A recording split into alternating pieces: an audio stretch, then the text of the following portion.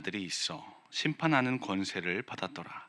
또 내가 보니 예수를 증언함과 하나님의 말씀 때문에 목베임을 당한 자들의 영혼들과 또 짐승과 그의 우상에게 경배하지 아니하고 그들의 이마와 손에 그의 표를 받지 아니한 자들이 살아서 그리스도와 더불어 천년 동안 왕 노릇하니 그 나머지 죽은 자들은 그 천년이 자기까지 살지 못하더라. 이는 첫째 부활이 함께 읽겠습니다. 이 첫째 부활에 참여하는 자들은 복이 있고 거룩하도다. 둘째 사망이 그들을 다스리는 권세가 없고 도리어 그들이 하나님과 그리스도의 제사장이 되어 천년 동안 그리스도와 더불어 왕노릇하리라. 아멘. 오늘 말씀은요, 이제 하늘로부터 한 천사가 내려오는 장면을 이 사도 요한이 환상 가운데서 보는 것으로 시작되고 있는데요. 이 천사가 뭘 가지고 있는지 보았더니요, 무적행의 열쇠와 그 다음에 큰 쇠사슬이었습니다. 이 두 가지 도구가 필요한 이유는요, 바로 아담과 하와를 유혹했었던 그 옛 뱀의 정체가 바로 사탄이었음이 드러나게 되면서요. 이 사탄을 큰 쇠사슬로 결박을 하는 겁니다. 그리고 이 영적인 감옥과도 같은 이 무적행에 가두기 위함이었습니다. 그런데 사탄은 눈에 보이지 않는 영적 존재이기 때문에요. 이 마귀를 큰 쇠사슬로 결박한다는 것, 그리고 무적행에 던져 넣는다는 이 표현은요, 상징적인 표현이라는 것을 알 수 있는데요. 그만큼 사탄의 능력이 힘을 발휘할 수 없도록 제한되어졌다는 의미일 것입니다. 그리고 사도 요한은요, 이 환상 속에서 한 가지 장면을 더 보게 되었는데요. 그것은 이 보호자들 가운데 앉아서 예수 그리스도와 함께 심판에 참여하는 무리들이었습니다. 이들은요, 복음에 참여하다가 순교를 당하거나 또는 우상 숭배하지 않고 정결함을 지킨 신실한 하나님의 백성들의 모임, 곧 교회였는데요. 성경은 이들을 향해서 예수 그리스도와의 온전한 연합 가운데 다스리게 될 것을 이야기하면서요, 이들의 부활이 복되다고 선언하고 있는데요. 이것은 이들이 결코 영원한 불못에 들어가는 이 둘째 사망이라고 하는 것에 해를 받지 않을 것이기 때문이었습니다. 이제 내용 관찰 1번입니다. 예수 그리스도와 함께 천년 동안 왕노릇하게 될 자들은 누구입니까?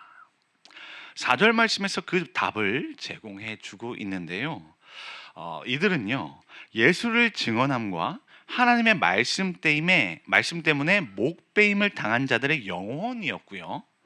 그리고 또한 짐승과 그의 우상에게 경배하지 아니하고 그들의 이마와 손에 그의 표를 받지 아니한 자들이었습니다.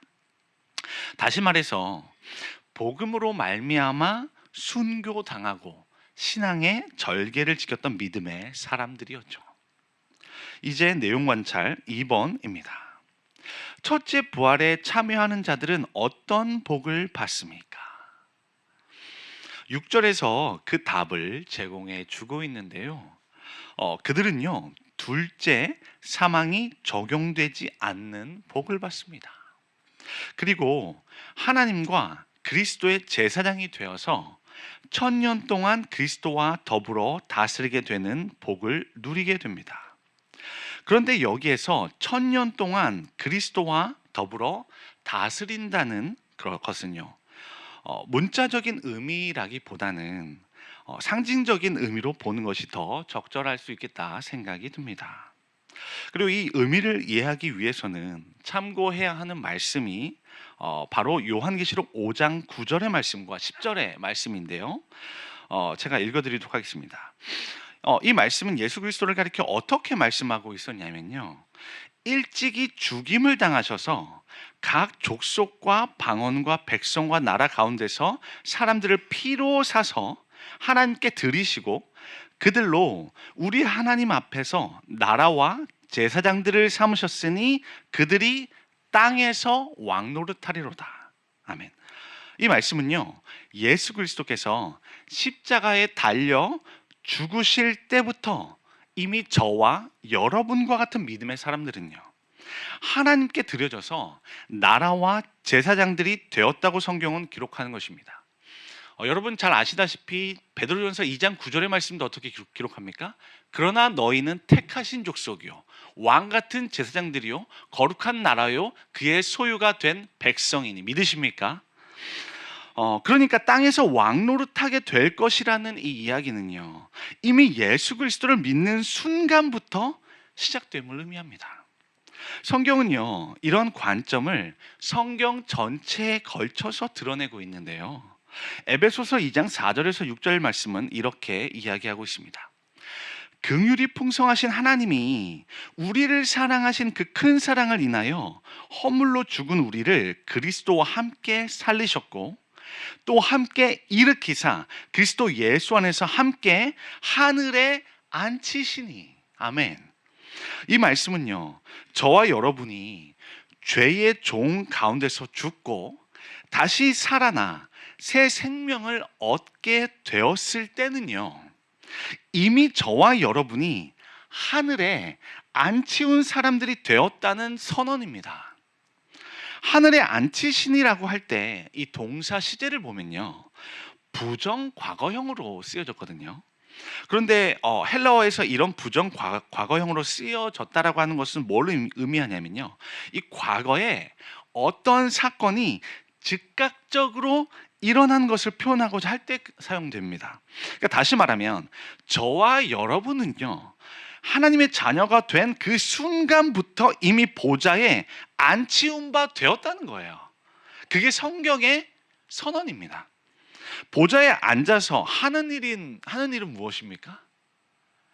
다스리는 거죠.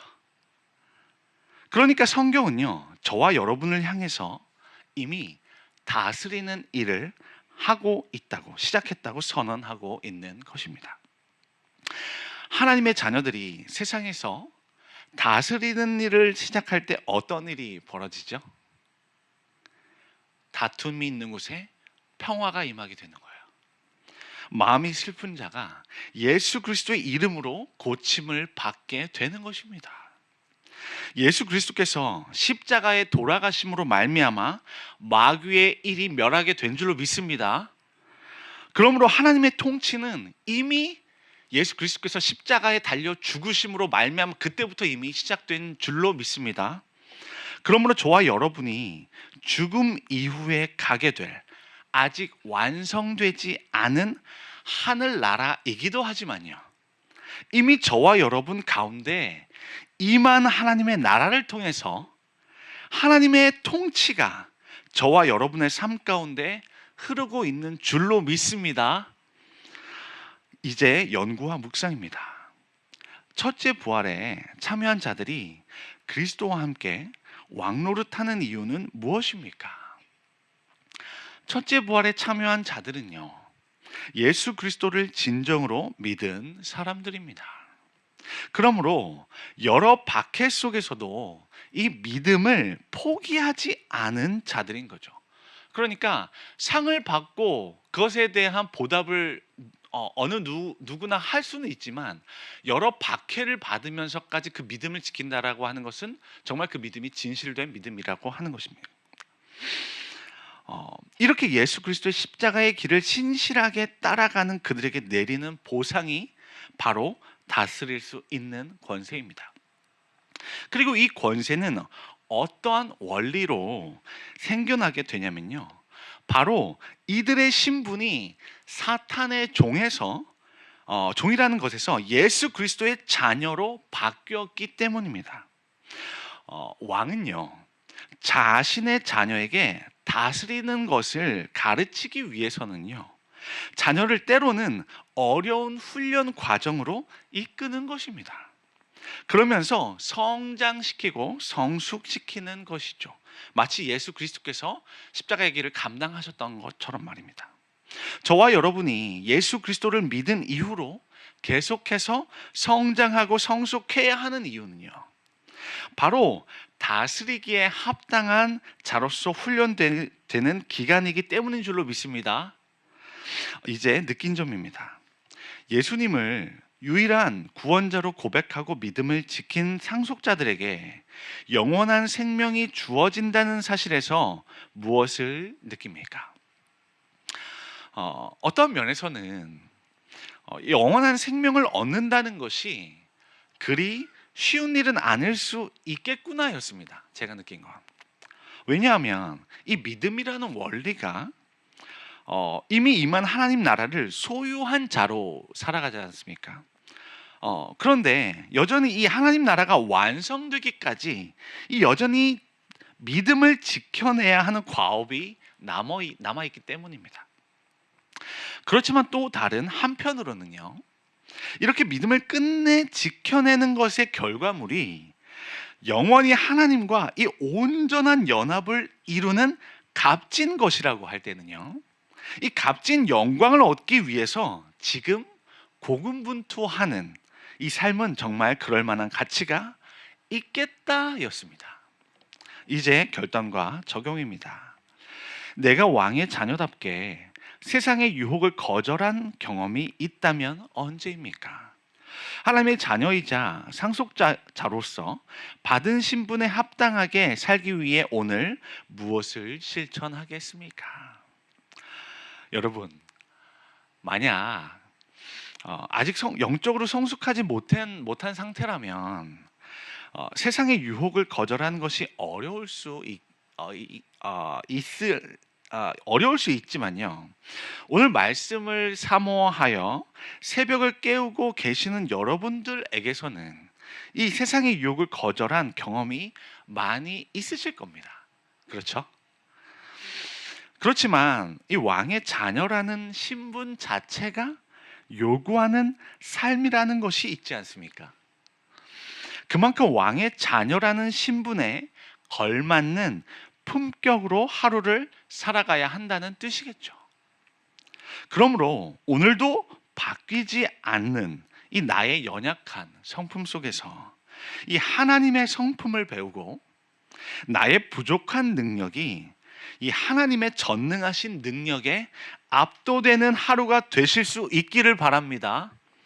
그리하여 때때로 내가 지고 싶지 않은 그러한 순간에도 나 때문이 아니라 바로 전능하신 오직 예수 그리스도로 말미암아 져보실 수 있는 하루 되셔서 하나님의 성품에 한 걸음 더 나아가실 수 있는 저와 여러분 되실 수 있기를 주님의 이름으로 축복합니다.